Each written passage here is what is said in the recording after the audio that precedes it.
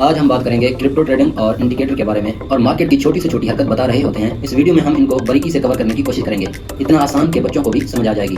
अगर आपने वीडियो को मुकम्मल वॉच किया तो मुझे यकीन है आपका सवाल कोई बाकी नहीं रहेगा इस वीडियो के बाद। और इस वीडियो में हम आपके लिए एक फ्री ऑफर भी लाए हैं जिससे आपके लाखों रुपए ज़ाय होने से बच सकते हैं। तो जो लोग मेरे चैनल पर नए आए हो तो इसे सब्सक्राइब कर दें और बेल आइकन को ऑल पर प्रेस कर दें ताकि आने वाली हर नई इन्फॉर्मेशन क्रिप्टो की जानिब से आप तक पहुंचती रहे।